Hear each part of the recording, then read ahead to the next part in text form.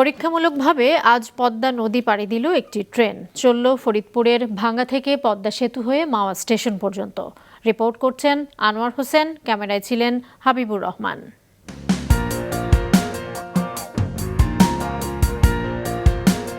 ছুটে চলল ট্রেন দ্বিতল পদ্মা সেতু দিয়ে মাওয়া স্টেশন অভিমুখে, যার মাধ্যমে দক্ষিণ পশ্চিমাঞ্চলের মানুষের জন্য রচিত হতে যাচ্ছে যোগাযোগের নতুন মাত্রা।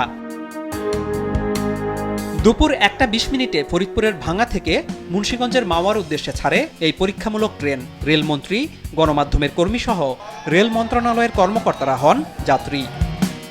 ট্রেনের গড় গতি ছিল ঘন্টায় 25 থেকে 30 কিলোমিটার। দুপুর 2:30টার পর ট্রেন পদ্মা সেতু পার হওয়া শুরু করে।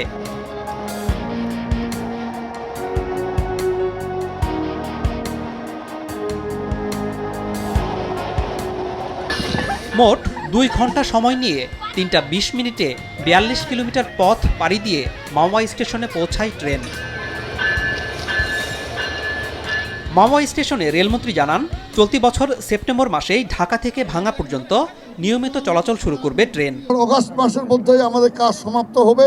সেপ্টেম্বর মাসের মধ্যেই আমাদের মাননীয় প্রধানমন্ত্রী একটি সুবিধাজনক একটি সময় উনি দিলে সেই সময় অনুযায়ী আমরা ঢাকা থেকে ভাঙ্গা পর্যন্ত রেল চলাচলের জন্য আমরা উন্মুক্ত করতে পারব।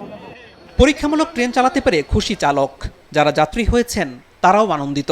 আমার ব্যক্তিগত অনুভূতি অনেক আনন্দের, কারণ আমরা আগে কখনো কল্পনা করতে পারিনি যে এই এলাকাটায় এত তাড়াতাড়ি একটা যোগাযোগ ব্যবস্থার আওতায় চলে আসবে। পদ্মা সেতু চালু হওয়ার 9 মাস 10 দিন পরে আজকে যে আবার আমাদের রেল চালু হচ্ছে, এটা আসলে আনন্দের এবং খুশির বিষয়।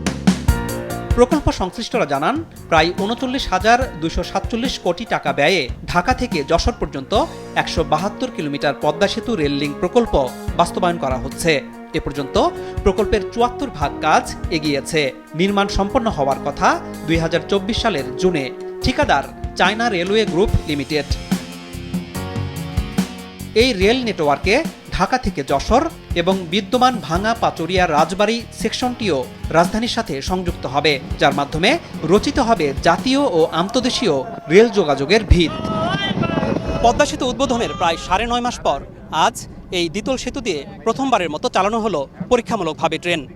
প্রকল্প সংশ্লিষ্টরা বলছেন, এই সেতুটি নির্মাণের পাশাপাশি এই অংশে রেলপথ নির্মাণেও বিরাট চ্যালেঞ্জের মোকাবেলা করতে হয়েছে। এখন সবার অপেক্ষা এই পথে নিয়মিত ট্রেনে যাত্রী হবার। আনোয়ার হোসেন, মাছরাঙা সংবাদ, মাওয়া, মুন্সিগঞ্জ।